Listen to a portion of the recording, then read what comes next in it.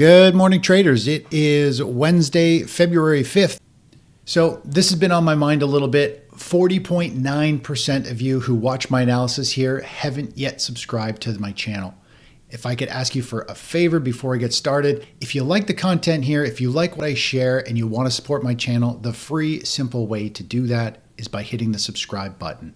My commitment to you is if you do that, then I will do everything in my power to try to create more educational and actionable trading information every week.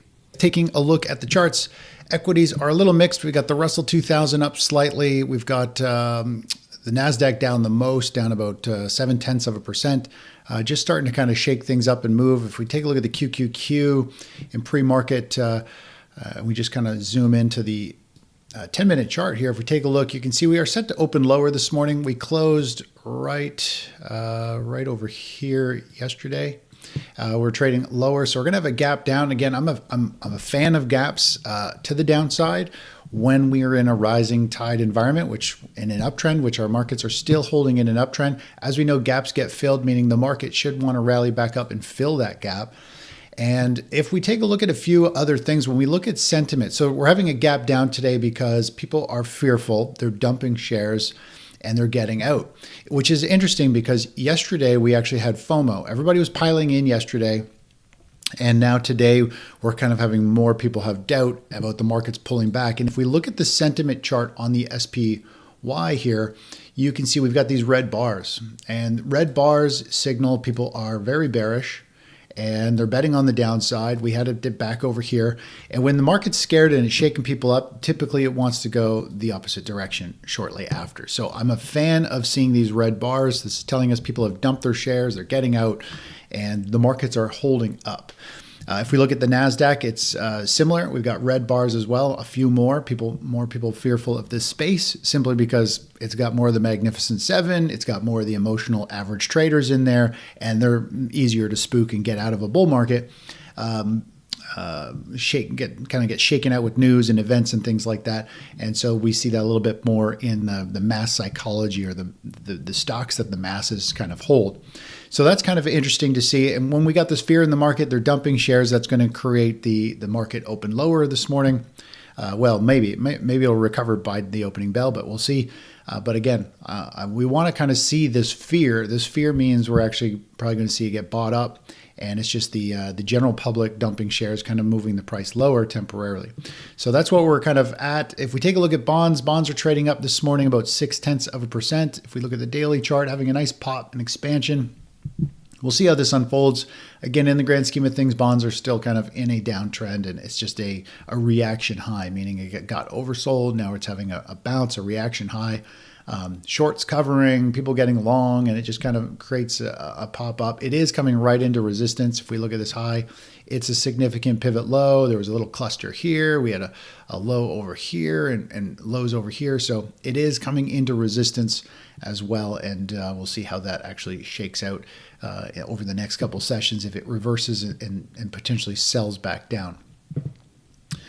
If we take a look over at, let's go over to the dollar. The dollar is moving down again. Again, the currencies have been flipping and flopping here with the trade wars, the tariffs. Strong for the dollar, and now it's weak for the dollar. It's removed, so lots of noise. People getting in position for tariffs and then getting back out, and it's kind of right back where it was, a week and a half ago.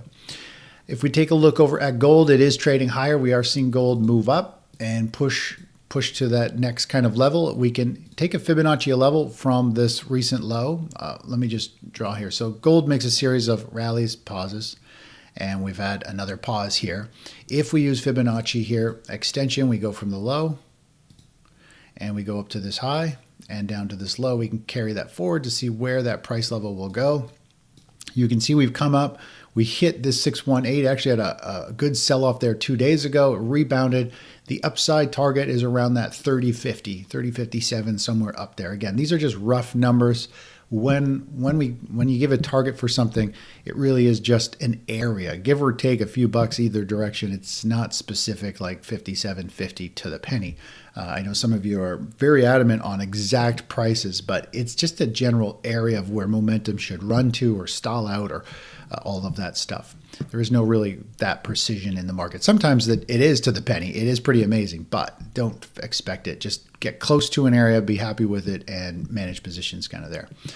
So that's where we are. There is obviously upside potential with gold. There's still about 5-6% potential if this was to really pop and take off. Probably see some more chaos with Trump and news and economy stuff that could help spur this higher. I think overall we have major uncertainty around the world, which is why gold keeps stair-stepping its way higher.